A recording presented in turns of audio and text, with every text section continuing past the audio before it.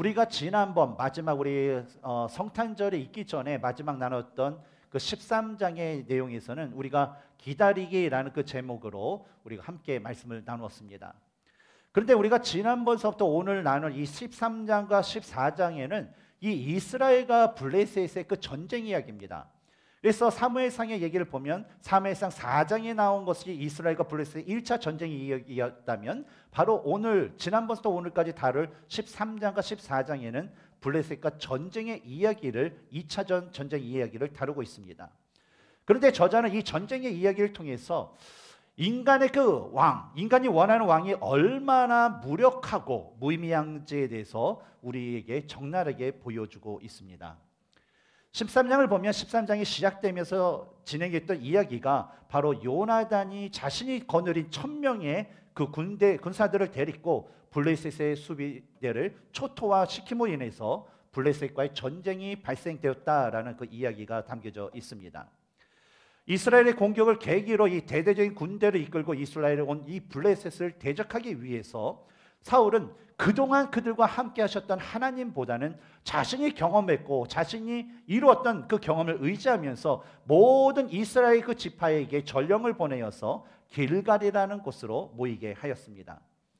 사울을 통해서 그 소식을 들은 사람들은요, 왕의 아들 요나단이 블레셋 수비대를 완전히 초토화시켰어? 와, 이번에도 지난번처럼 우리가 완전히 승리를 얻을 수 있을 거야 라는 그 기대감을 가지고 각 처소에서 각 지역에서 수많은 이스라엘 백성들이 길갈로 모였습니다.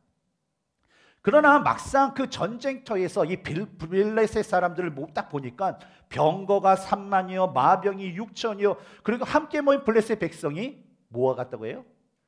바닷가에 그 모래와 같이 셀 수 없을 정도로 많은 것을 보고 다 겁에 질려 한 600명 정도만 남겨두고 모두 다 도망갔어요. 어떤 사람은 뭐 골짜기에 숨고 어떤 사람은 바위에 숨고 어떤 사람은 웅덩이에 숨고 어떤 사람은 헤엄을 쳐가지고 요단강 건너편까지 도망을 가곤 하였습니다. 그리고 의지했던 사무엘마저도 사울이 범한 이 제사에 대한 그 죄로 인하여서 떠나버렸고 사울 자신은 사무엘로부터 너의 왕위가 하나님께서 택하신 다른 사람에게 넘겨졌다라는 그런 징계를 받게 되었습니다. 근데 이런 모든 일들이요 오랜 기간 동안 일어난 것이 아니라 한 7일, 뭐 길게는 8일 그 짧은 시간에 이 모든 것들이 순식간에 일어났던 것이었습니다. 그런데 이러한 결과에 대해서 지나온 그 모든 과정들을 자세히 이렇게 살펴보면요 사울이 잊고 있었던 가장 중요한 한 가지를 발견할 수가 있었습니다. 그것은 뭐냐면 하나님께서 사울뿐만 아니라 이스라엘 백성들과 함께 하시지 않았다라는 거예요. 이런 상황 속에서 오늘의 본문은 바로 13장에 이어서 그 이야기가 계속 이어집니다. 사무엘상 13장 17절을 보면 블레셋의 노략군이라고 표현되는 이 블레셋의 특공대가 이제 세 개의 그 조직으로 나누어서 이제 이스라엘 진영에 있는 그것을 둘러싸게 됩니다. 그래서 사방에서 이스라엘을 공격할 그 준비 태세를 완료하고 있습니다. 그리고 수많은 그런 군사들과 첨단 무기들을 가지고 있는 이 블레셋의 본 진영은 이 이스라엘 진영과 마주보고 있는 믹막스로 가는 길목에서 이스라엘과 정면으로 대치하고 있었습니다. 이런 상황을 담고 있는 오늘의 본문 1절을 보면 수많은 사람들이 모였지만 겁에 질려서 많은 사람들이 흩어진 후에 그나마 사울과 함께 남아있었던 600명의 그 병사들은 여전히 그 블레셋 군사들을 보고 두려워서 그냥 전열을 잃은 상태에서 자신의 진영에서 아무것도 하는 것이 없이 그냥 주저앉고 있었습니다. 그런데 그 순간에 말씀을 보면 요나단은 자신의 무기를 든 그 소년과 함께 블레셋을 향하여 가게 됩니다. 우리 같이 1절을 한번 읽겠습니다. 시작. 하루는 사울의 아들 요나단이 자기의 무기를 든 소년에게 이르되 우리가 건너편 블레셋 사람들의 부대로 건너가자 하고 그의 아버지에게는 아뢰지 아니하였더라. 이 블레셋과의 전쟁, 사실 이 전쟁의 그 발단을 보면 요나단이와 블레셋 수비대를 먼저 공격함으로 이 전쟁이 시작되었습니다. 그런데요, 이 사무엘서의 저자가 13장도 그렇고 오늘 14장의 그 1절을 보면 계속해서 13장과 14절 그 첫 번째 다룬 것이 요나단의 활약상에 대해서 소개하는 것을 볼 수가 있습니다. 근데 저자는 이 요나단의 활약상을 통해서 인간이 선택한 사울왕이 얼마나 형편없고 왜 하나님만이 이스라엘의 진정한 하나님이 되고 오늘날 우리들에게 진정한 왕이 되시는지에 대해서 보여주고 있습니다. 왜냐하면요, 사람들의 특성이요, 자신의 그 눈으로 직접 보지 않으면요 믿지 않는 그런 좀 어리석은 습성이 있기 때문입니다. 예전에 제가 섬겼던 어느 교회에서는요 1년에 한 번씩, 적어도 한 번씩 이 목장별 배드민턴 그 대회를 합니다. 뭐 체육관이 있어서 그런 것 같아요. 그래서 예배 후에 각 목장별로 대표 선수를 뽑아서 최대한 이 경기에 빠르게 움직이고 또 아주 자유롭게 움직일 수 있도록 아주 가벼운 그 반팔과 뭐 반바지를 입고서 이 체육관에 모였습니다. 저도 제가 속한 그 목장이 아주 훌륭한 또 이게 선수고 그 전에 우승자였기 때문에 저도 이제 똑같은 복장으로 했습니다. 근데 딱 했더니 막 비웃으시는 분이 있어요. 몸매는 그렇지만 전 나비같이 날아서 벌같이 쏠 수 있는 그런 사람입니다.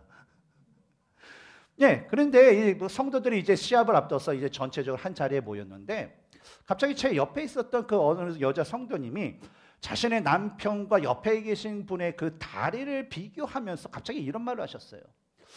아이고, 나는 그동안 우리 남편의 그 종아리를 보면서 와, 우리 남편 뭐 살도 없고 근육에다가 아유 건강한 줄 알았더니 아니 옆에 집사님의 그 종아리를 보니까 우리 남편의 다리는 그냥 근육이 아니라 그냥 바짝 마른 거네. 그냥 카될 뿐에 아유 우리 남편 불쌍해서 어떡해. 그냥 힘만 톡 주면 부러질 것 같아 하면서 그런 소리를 하셨어요. 근데 그 얘기를 듣던 저와 주위에 있던 사람들은요 너무 갑작스러운 말, 너무 황당한 그 말을 듣고 아주 박장대소 하면서 웃은 적이 있었습니다. 이것은 한 가지 얘기지만요, 일반적으로 사람이 혼자 있으면요 자신의 모습과 자신의 실상이 어떠한지를 잘 알지를 못합니다. 특히 자신의 부족함과 연약함에 대해서는요 더욱더 잘 모르게 됩니다. 마찬가지로 사람이 원하는 이 사울이라는 그 왕을 이스라엘 왕으로 세웠지만 그가 왕의 자리에 혼자 있을 때는요 사울 자신도 그렇고 이스라엘 모든 백성들이 와, 사울 저 사람 진짜 왕이야, 진짜 훌륭해 보여. 그리고 왠지 저 사람의 얼굴만 보면, 몸집만 보면 와, 적들과의 그 전쟁에서 우리를 구원해 줄 수 있는 가장 용감한 왕이야 라고 사람들은 생각하게 됩니다.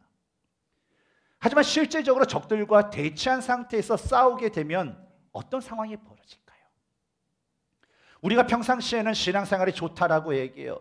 뭐 목사이기 때문에, 전도사이기 때문에, 집사이기 때문에, 또 신앙생활 오래 했기 때문에 신앙이 좋다라는 그 표현을 우리가 많이 합니다.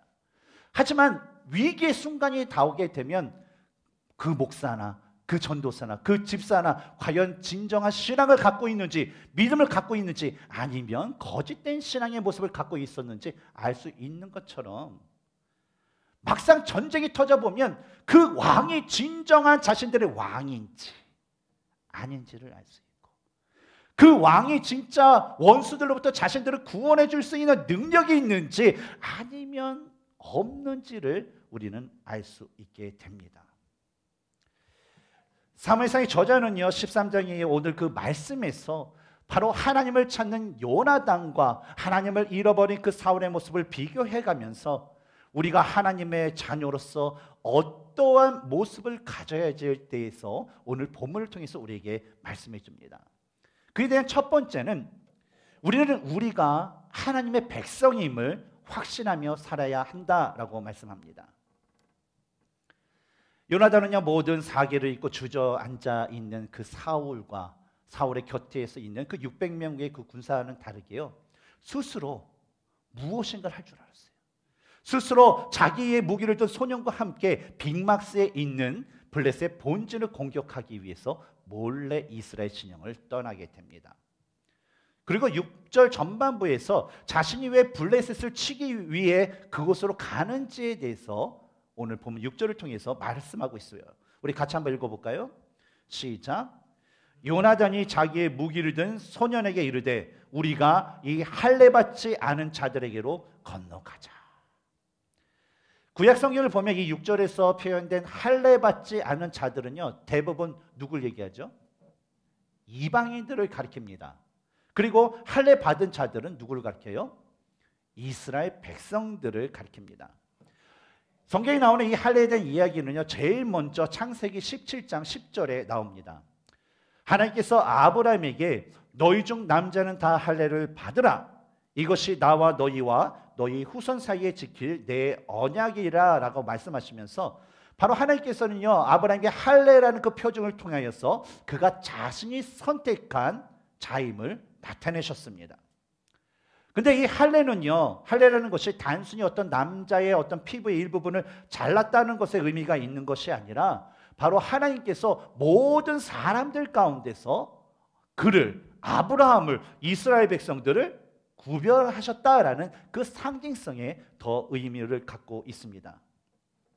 따라서 요나단이 이 블레셋의 그 민족을 떠나서 저 할례 없는 자들이라는 그 표현을 쓴 것은 첫 번째로 이 요나단이 갖고 있는 이 선민 사상을 근거로 해서 그가 말한 것이고, 또한 이 블레셋이 아무리 강력한 무기를 많이 갖고 수많은 군대를 몰고 왔다 하더라도 그들은 결코 하나님의 백성이 아니라는 것을 말하는 거예요.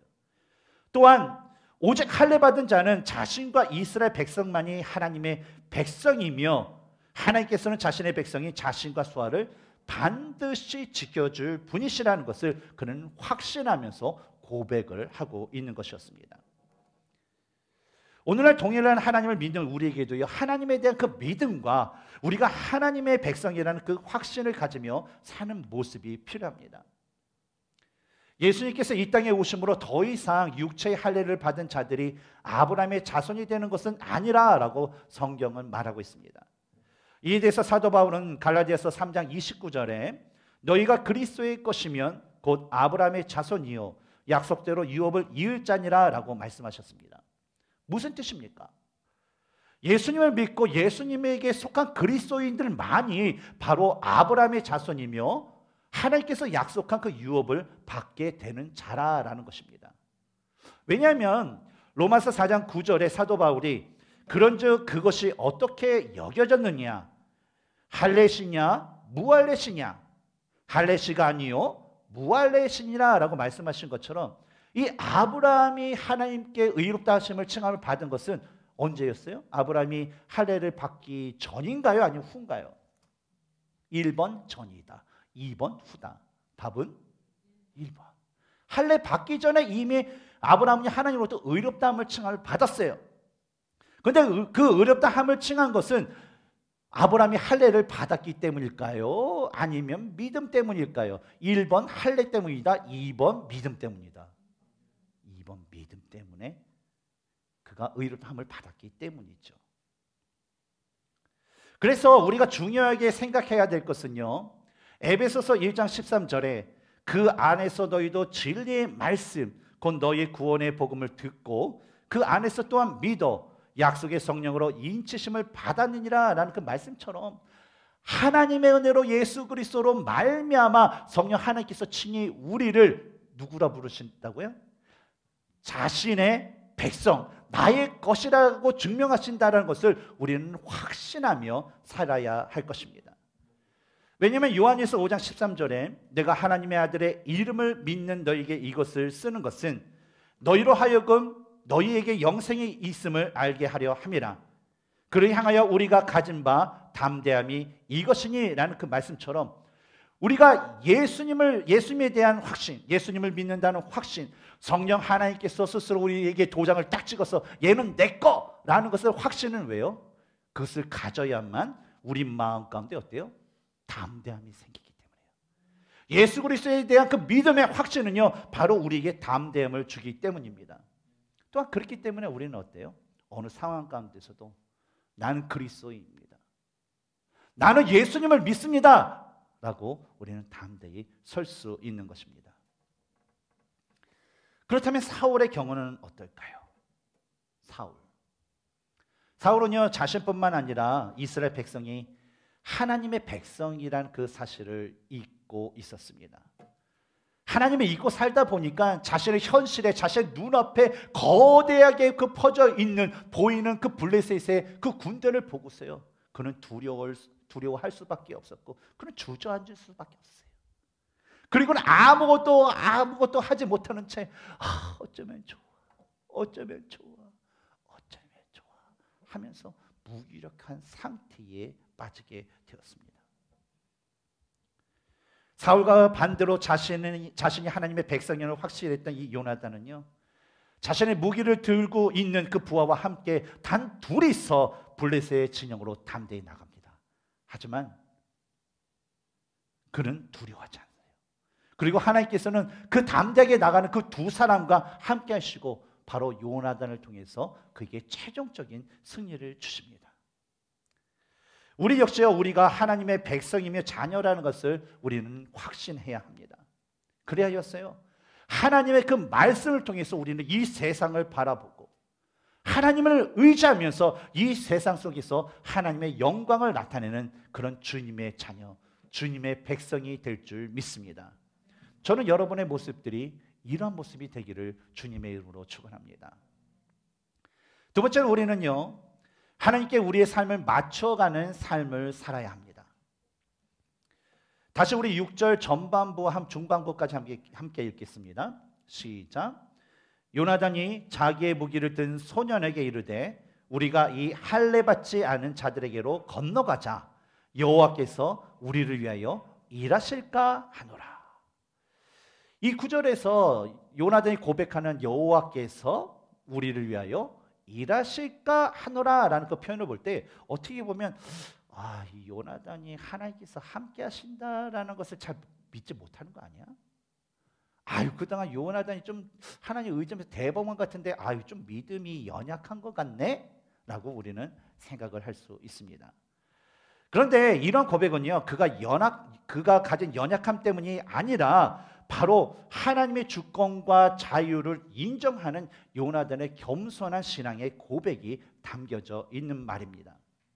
바로 요나단은요, 여호와께서 우리를 위하여 일하실까 하노라라고 말씀하시면서 하나님과 하나님의 그 백성들을 대적하는 이 블레셋과 싸울 때에 하나님께서는 요나단 자신이 원하는 방법으로 하는 것이 아니라 바로 하나님께서 하나님의 선하신 뜻과 방법대로 이 싸움을 싸우시고 이 싸움 가운데 승리를 주신다라는 것을 고백하고 있는 거예요. 근데 이에 반해 사울이 가졌던 모습은요, 전혀 달랐어요. 우선 3절을 보면요, 사울은 대제사장에게 에봇이라는 그 옷을 입히고 전쟁에 참여하게끔 하였습니다. 우리 같이 한번 읽어볼까요? 3절입니다. 시작. 아히야는 에봇을 입고 거기에 있었으니 이는 이가봇의 형제 아히두베의 아들이요 비느하스의 손자요 실로에서 여호와의 제사장이 되었던 엘리의 증손이었더라. 이 아히야라는 인물은요, 엘리 제사장의 증손자로서 어때요? 이 사울 시대에 대제사장이 그 역할을 감당했던 사람입니다. 그런데 그가 입었던 옷이 뭐라고 했죠? 에봇. 여러분, 에봇은 무슨 옷이에요? 에봇. 누가 입는 옷이죠? 대제사장만이 입을 수 있는 옷이에요. 아주 아름다운 색실을 해가지고 대제사장만이 입을 수 있는 에봇이죠. 근데 이 에봇을 이 대제사장이 아무 때나 입는 것이 아니라 특정한 때가 있어요. 어느 때 입냐면 1년에 딱 한 번 있는 대속제일의 지성소에 들어갈 때 이 에봇을 입고요. 또 하나님께 어떤 특별한 뜻을 물을 때에 이 에봇이라는 옷을 입고 하나님의 임재가 거하는 지성소에 들어가곤 합니다. 그런데 사울이 아히야로 하여금 이 성소가 아닌 이 전쟁터에서 에봇을 입게 나오게 한 것은요, 자신이 필요할 때에 하나님의 뜻을 그에게 물어서 좀 전쟁을 한 번쯤 승리를 이끌려고 하는 그런 것에 바로 그것을 이용하려고 했기 때문이었습니다. 또 두 번째로 이 18절을 보면 하나님의 언약궤를 블레셋과의 그 싸움에서 사용하는 것을 볼 수가 있습니다. 우리 18절 읽겠습니다. 시작. 사울이 아히야에게 이르되 하나님의 궤를 이리로 가져오라 하니 그때에 하나님의 궤가 이스라엘 자손과 함께 있음이니라. 여러분, 이런 모습 우리가 어디서 봤었죠? 어디서? 블레셋과 1차 전쟁, 바로 사무엘상 4장에서 바로 그 이스라엘의 그 장로들이 하나님이 아닌 하나님의 언약궤를 부적처럼 이용하려고 했던 그런 이스라엘 백성들의 모습에서 우리는 동일한 모습을 보았습니다. 다음으로 우리 세 번째 24절 우리 전반부를 보면 이 전쟁에서 치열한 싸움을 하고 돌아온 그 백성들에게, 군사들에게 금식을 선포하는 것을 합니다. 24절 전반부인데요, 같이 읽겠습니다. 시작. 이날에 이스라엘 백성들이 피곤하였으니 이는 사울이 백성에게 맹세시켜 경계하여 이르기를 저녁 곧 내가 내 원수에게 보복하는 때까지 아무 음식이든지 먹는 사람은 저주를 받을지어다 하였습니다. 이 블레셋과의 치열한 그 전쟁을 하고 승리를 하고 돌아온 이 이스라엘 백성들은요, 장기간의 그 전쟁으로 인해서 너무나도 지쳐 있었고요, 너무나도 배가 고팠어요. 그러나 갑자기 사울 왕의 그 강압적인 명령으로요, 아무것도 먹을 수가 없었어요. 왜냐하면 먹으면 목숨이 달아나니까. 결국 이 이스라엘 그 백성들에게는요, 전쟁 전에는 이 블레셋이 이스라엘 백성들을 자신의 그 힘으로 괴롭히는 그런 자들이었지만, 이 전쟁에서 이제 승전을 거저 이루는 그 시점에서는 바로 사울 왕이 백성들을 굶주림으로 괴롭게 하는 그런 장본인이 되었다라는 거예요. 다음으로 네 번째로요, 35절을 보면 사울이 하나님께 처음으로 제단을 쌓았다라고 말씀합니다. 우리 같이 읽겠습니다. 시작. 사울이 여호와를 위하여 제단을 쌓았으니 이는 그가 여호와를 위하여 처음 쌓은 제단이었더라. 이 구절을 보면 블레셋의 승리한 이 사울이요, 이제 뭐 사람들이, 백성들이 자꾸만 전쟁이 끝나고 어두워지자마자 그냥 핏째 막 짐승들을 잡아먹기 시작했어요. 그러다 보니까 어때요?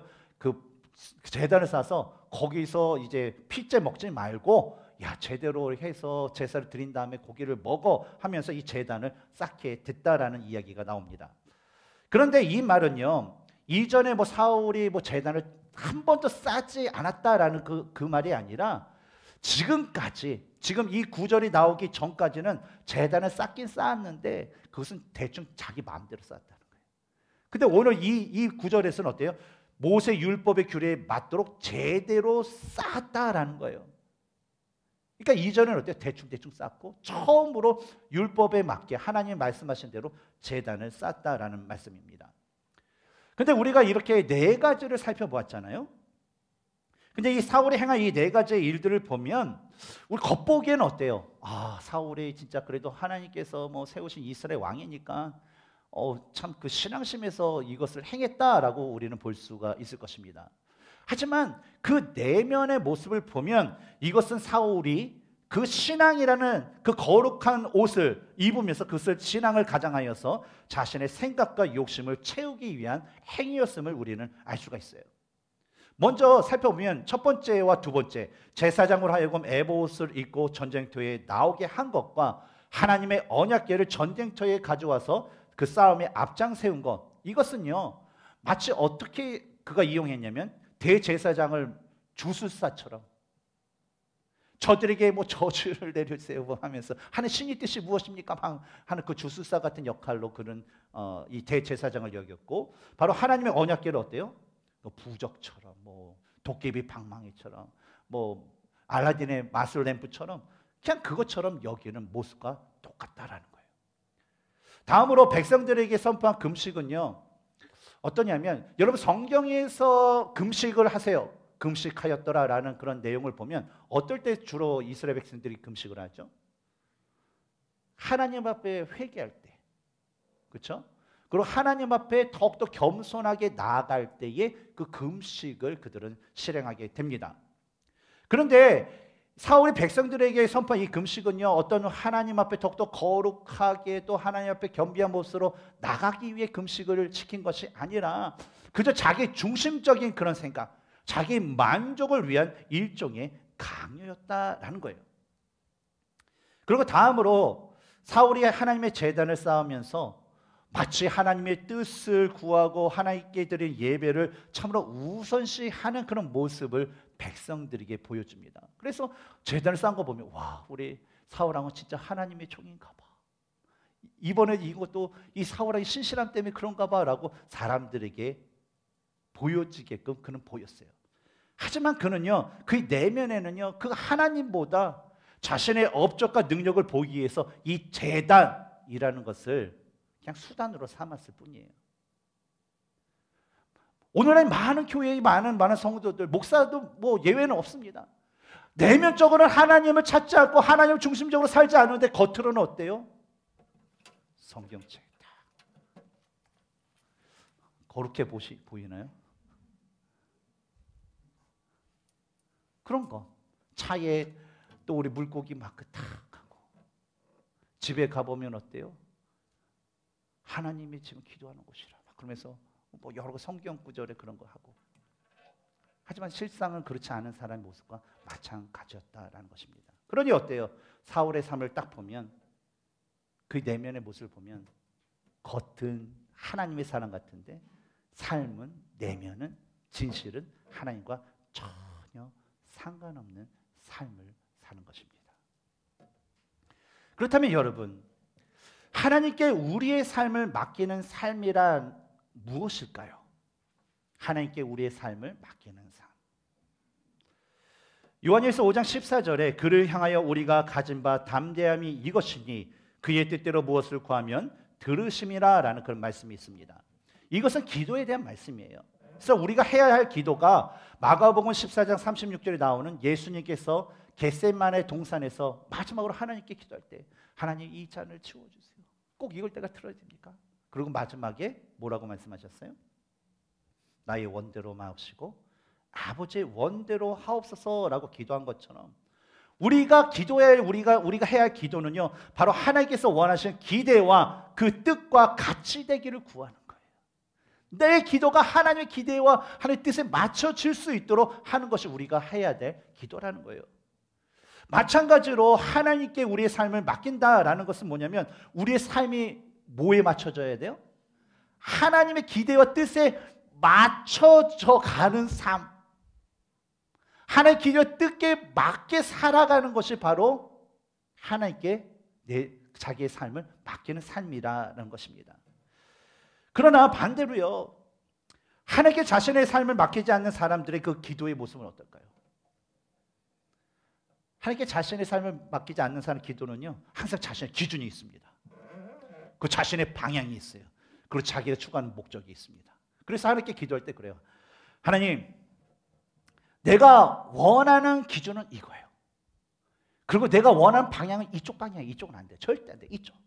그리고 내가 추구하는 목적은 바로 저겁니다. 하나, 둘, 셋, 저 5개. 6개 아니에요. 6개는 아니고 하나, 둘, 셋, 넷, 5개.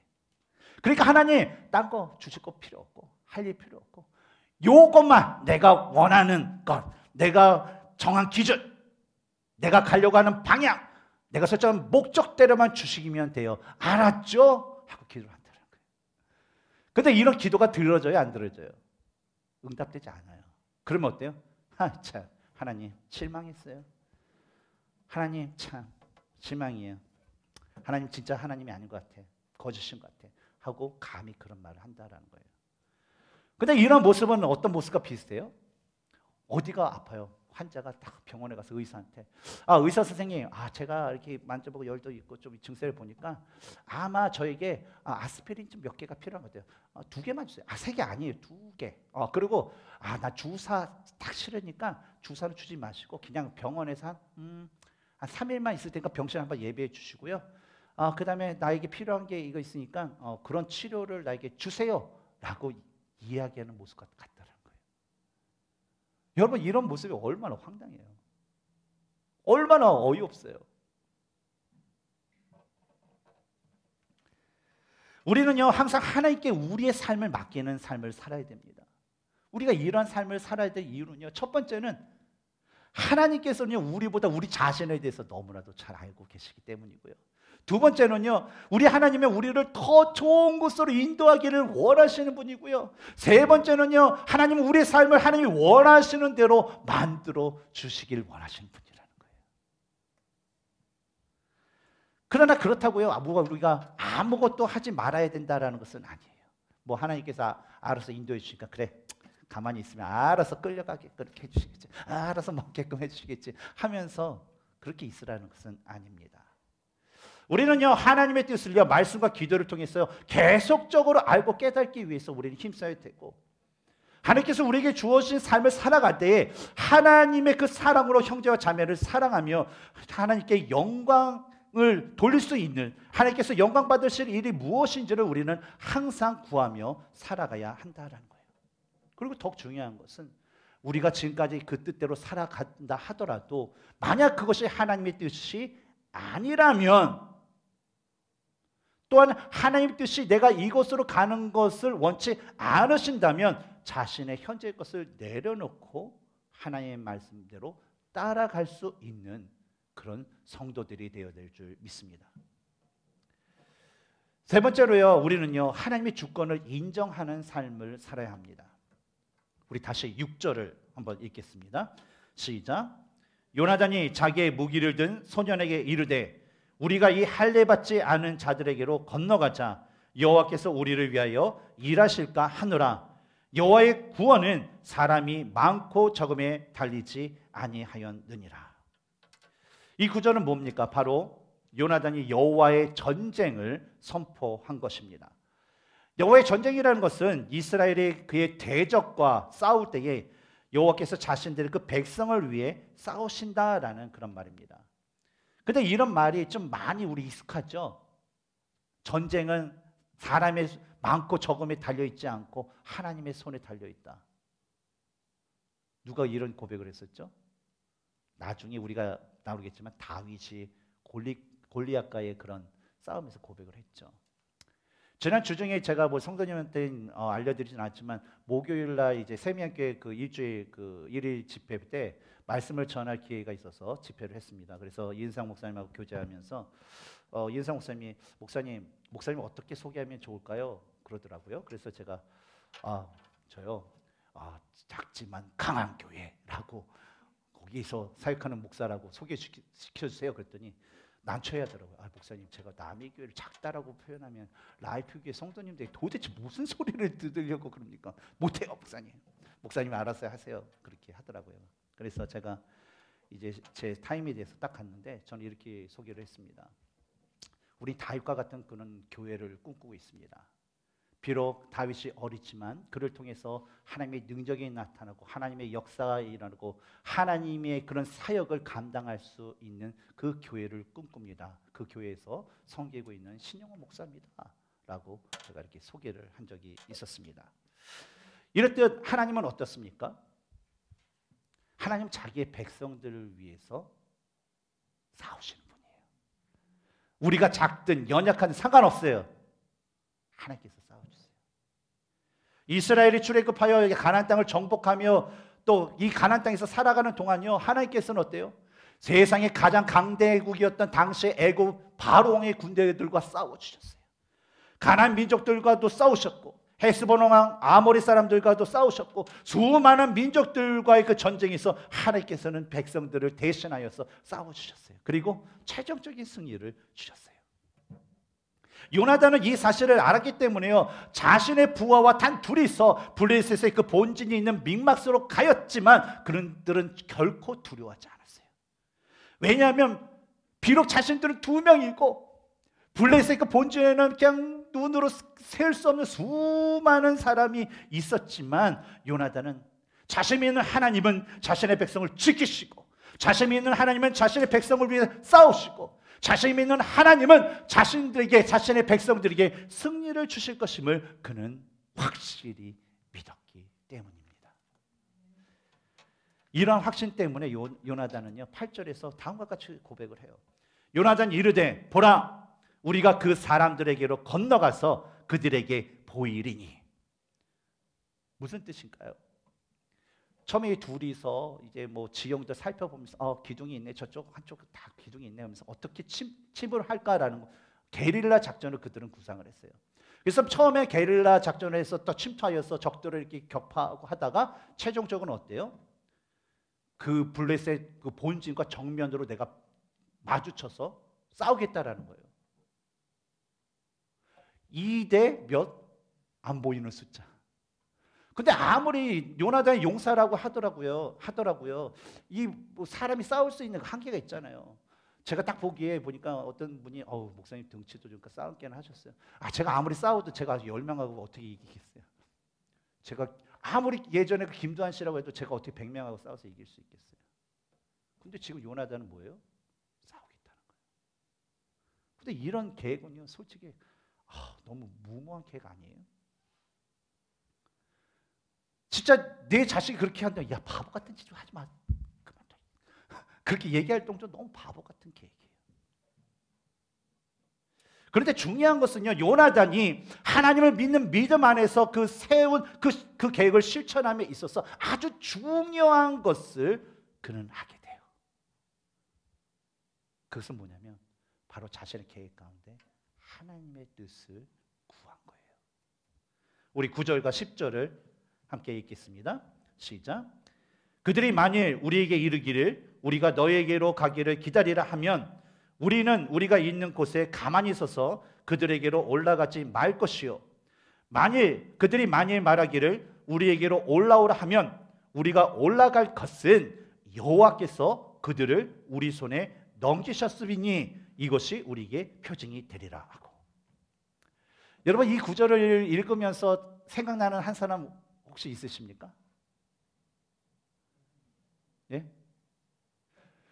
사사기 우리 6장에 보면 기드온의 모습이 이랬어요. 기드온은요, 우리와 같이 똑같았어요. 적들이 오고 누군 강한 사람이면 무서워서. 그래서 어때요? 자기가 하는 그런 곡식을 탈곡할 때도 뺏길까봐, 미디안 사람 뺏길까봐 타작 마당에서 하지 않고 그냥 포도 틀집에서 그냥 조용히 듣지 말고 하면서 할 정도였어요. 근데 어느 날 하나님께서 기드온에게 나타났어. 야, 기드온, 내가 널 택했어. 내가 너를 통해서 이스라엘 백성을 구원할 거야 라고 말씀하신 거예요. 그럼 기드온이 그래요 하나님? 믿습니다 하고 딱 나가는 것이 아니라 하나님 장난하십니까? 하나님 제 모습 알잖아요. 저 어제요 미디안 사람 무서웠어요. 그냥 포도주 그 틀에서 그냥 겨우 숨어서 겨우 했어요. 미디안 사람 미디안의 미움만 봐도요 저는요 무서워요. 하나님 저 못해요. 근데 하나님께서 계속 얘기하시잖아요. 그때 기드온이 얘기한 게 뭡니까? 하나님 진짜 나를 통하여서 이스라엘 백성을 구원하기 원하신다면, 그것이 확실하다면 하나님 표징을 보여주세요. 그래서 첫 번째 표징을 뭘 요구합니까? 하나님 여기 양털 한 뭉치가 있는데요, 내일 아침에 왔을 때 이 뭉치에 이슬이 꽉 차서 젖어 있고요, 그 주위의 땅들은 다 마르게 해주세요. 그때 아침에 어때요? 진짜 그렇게 되어 있어요. 에이 우연이겠지. 에이 우연이야. 하나님 내가 속는 셈 치고 한 번 더 할게요. 여기 젖어 있는 양털 뭉치 있죠? 이제 다음 날에는요 이 양털 뭉치가 이것만 이게 드라이 되고 마르고요, 나머지 땅들은 이수로 다 적셔주세요. 근데 어떻게 됐죠? 하나님께서요 기드온과 함께 하실 것이라는 것을 보여주기 위해서 그가 원했던 표징을 다 보여주셨어요. 마찬가지로 요나단도요 이 비슷한 표징을 하나님께 바랬습니다. 하나님 만약에 자신들 블레셋 사람들의 앞에 딱 나타났을 때에 그 사람들이 우리에게로 온다라고 말하면요 우리는 더 이상 가지 않겠습니다. 그냥 우리가 있는 자리에서 그들과 맞서서 최선을 싸우고 죽든지 하여튼 그럴게요. 근데 만약에 블레셋 사람들이 야 우리 진영으로 와, 우리가 보여줄 게 있어 라고 말하면 하나님 그것은 하나님께서 저들을 우리의 손에, 이스라엘의 손에 주시겠다는 약속으로 믿고 내가 담대히 나가서 그들을 다 죽여버리겠습니다 라고 그는 말했던 거예요. 드디어 이 요나단과 그 수아가 부하가요 숨어서 게릴라 전을 하다가 그들 앞에 탁 나타나게 됩니다. 근데 그때 하나님께서 그 원대로 그 한 가지 표징을 보여줍니다. 우리 12절을 읽겠습니다. 시작. 그 부대 사람들이 요나단과 그의 무기를 든 자에게 이르되 우리에게로 올라오라, 너희에게 보여줄 것이 있느니라 한지라.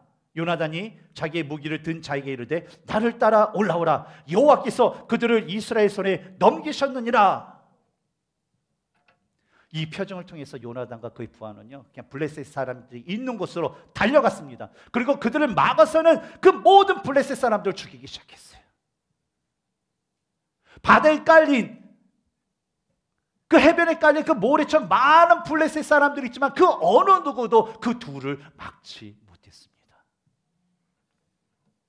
근데요, 요나단과 그의 부하가요, 블레셋 군사들과 싸우면서 한 20명가량을 죽였을 때에 블레셋 진영에 이상한 일이 발생이 되었습니다. 우리 15절 읽겠습니다. 들에 있는 진영과 모든 백성들이 공포에 떨었고 부대와 노략군들도 떨었으며 땅도 진동하였으니 이는 큰 떨림이었더라. 여러분, 지금 블레셋 그 본진이에요. 본진. 뭐 이렇게 특공대 몇 명 있는 게 아니라 본진. 카운터할 수 없는 그런 많은 사람이 본진을 공격한 사람이 누굽니까? 요나단과 그의 수하 단 둘이었어요. 그리고 이 둘이 갖고 있는 그 무기가 뭘까요? 뭐 오늘날 같은 경우에 뭐 핵폭탄만 하나 가져가도 뭐 그들과 싸워서 이길 수 있겠는데, 당시에 이 요나단과 그 부하가 갖고 있는 무기는 뭘까요? 한번 상상을 해보면, 우리 13절에 보면요, 칼로, 그 철로 만든 무기, 칼과 창은 누구만 갖고 있다고 그랬어요? 사울왕과 그의 아들 요나단만 갖고 있다라고 했잖아요. 그리고 그 수하는 누구예요? 그 요나단의 무기를 갖고 있는 사람이에요. 그래서 있어봤자 뭐 칼 한 자루, 뭐 창 한 자루, 뭐 많아봐야 칼 두 자루, 창 두 자루, 뭐 그 정도 거예요. 그런데 이들의 공격이 15절에서 어떤 일이 벌어졌다고요? 블레셋 진영과 모든 백성들이 공포에 떨었대요. 부대와 노략군, 이 부대와 노략군은요, 특공대들이에요.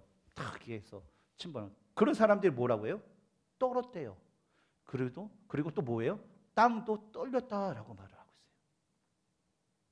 이것은요, 요나단과 요나단 부하가 뭐 능력이 있어서 뭐 이렇게 막 그 휘젓고 달아서 뭐 그 사람들이 떨었다는 것이 아니라 바로 하나님께서요, 이 블레셋의 모든 사람들, 블레셋 사람들이 그 모든 땅에 하나님께서 큰 공포와 그것의 지진이라는 그런 하나님의 역사를 일으켜 주신 거예요.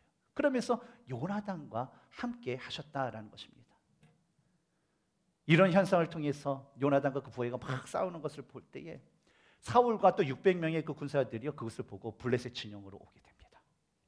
그리고 이 블레셋 진영에는요, 그동안 이스라엘 배신해서 어때요? 블레셋 군사들과 함께 이스라엘을 이렇게 치려고 했던 그 사람들이 있었는데, 그 무리들이 갑자기 반란을 일으켜요. 반란을 일으키고 오히려 사울과 요나단의 군대에 합세해가지고 이 블레셋을 치게 됩니다. 그래서 막 전쟁을 해서 이 블레셋 군사들 막 도망가는데, 이런 소식이 또 웅덩이에 숨었던 사람들, 동굴에 숨었던 사람들, 뭐 계곡에 숨었던 그런 사람들이 그걸 듣고 다 나오는 거예요. 이스라엘 백성 모였던, 길갈에 모였던 그 사람들이. 그러면서 그 블레셋 도망가는 그 군사들을 다 무찌르게 됩니다.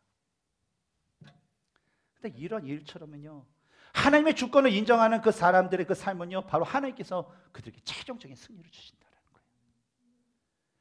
하나님의 주권을 인정하는 사람들의 삶은요, 마치 배반하여서 뭐 흩어졌던 사람들, 그런 사람들이 갑자기 모이는 것처럼 도저히 있을 수 없는 거예요. 가능하지도 않아요.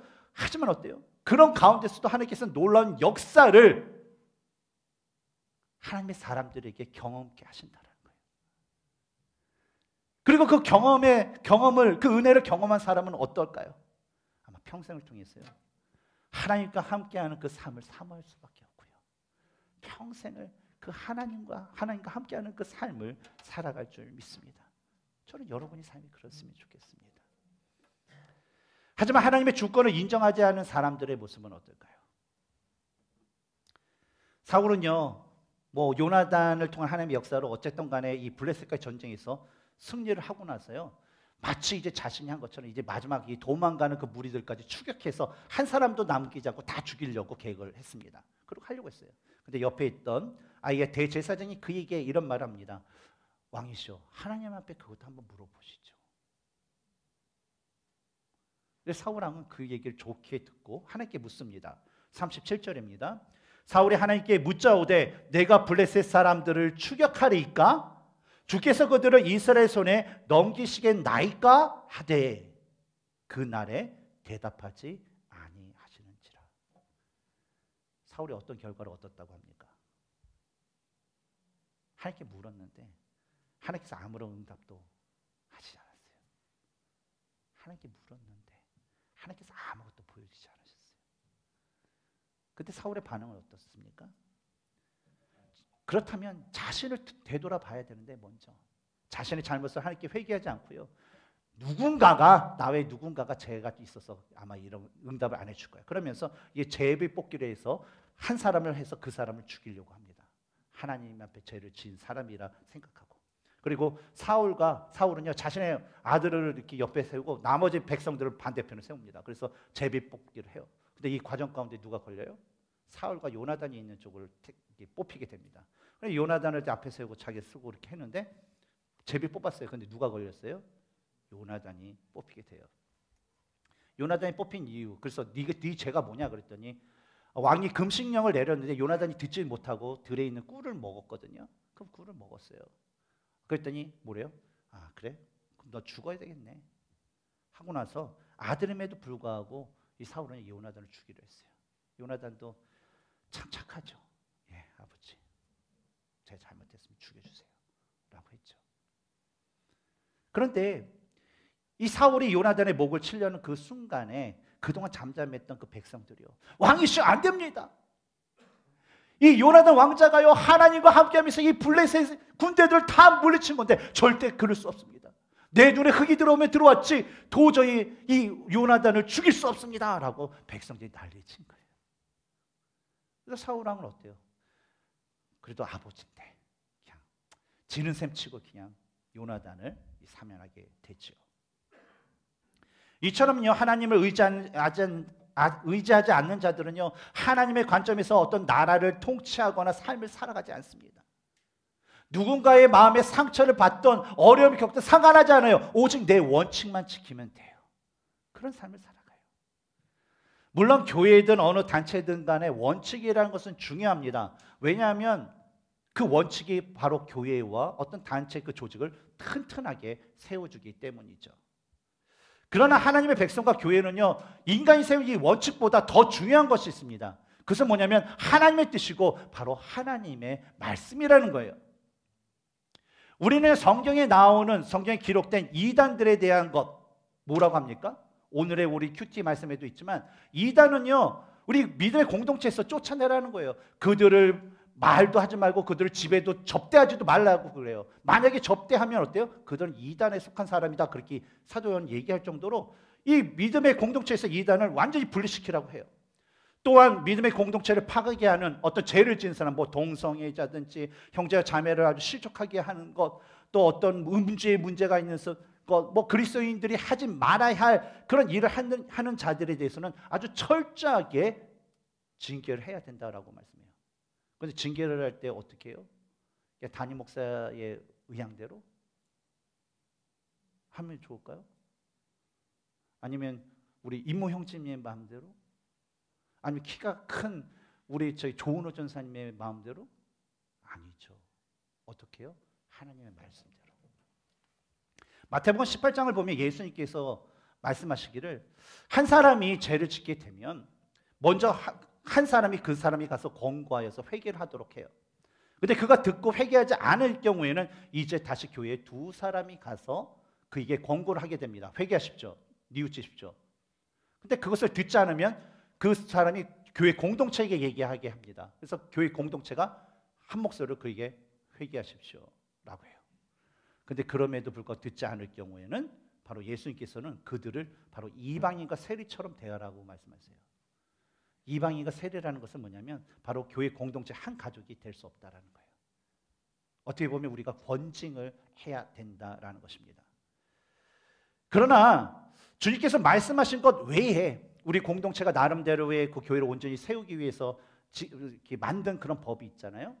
우리 사회에 보면 성문법이 있고 도덕과 그렇죠? 윤리 같은 게 있지 않습니까? 근데 성문법 같은 경우는 우리가 죄를 짓게 되면 구속이 되죠. 벌금을 하든지. 근데 도덕적으로 우리가 문제가 있을 때는 구속은 안 돼요. 그렇죠? 욕은 먹죠.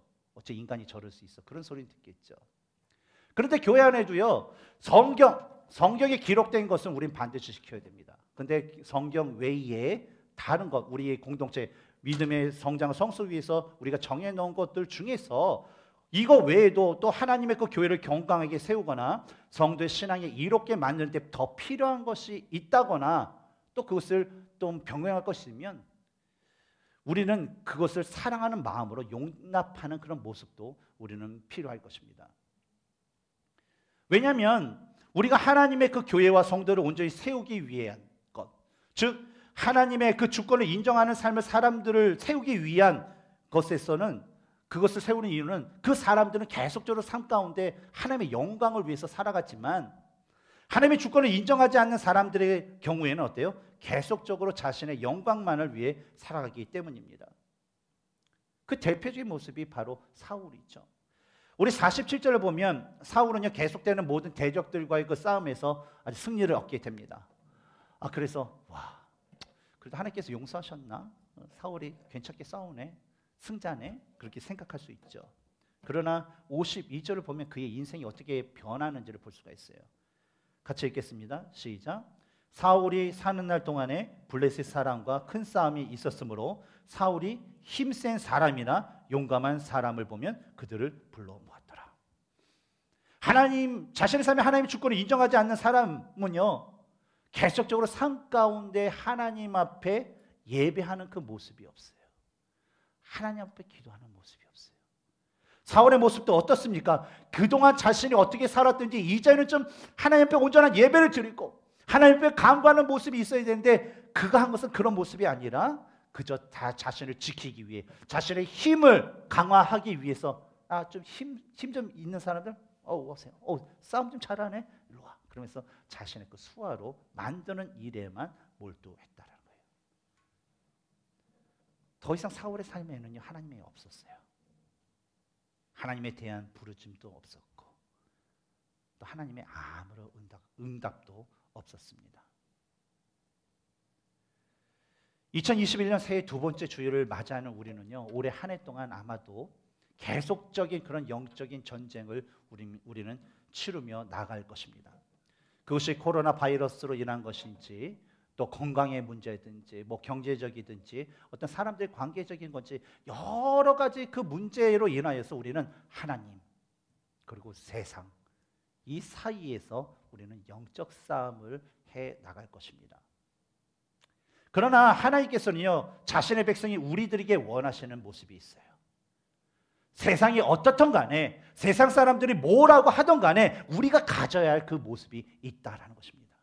그것은 오늘 우리가 나눴던, 바로 우리가 하나님의 백성임을 확신하고 그분께 우리의 삶을 맞춰 나가고 우리 삶에 그분의 그 주권을 인정하는 삶을 살아야 된다라는 것입니다. 물론 이러한 삶을 사는 것이요, 지금은 너무 어려울 수 있어요.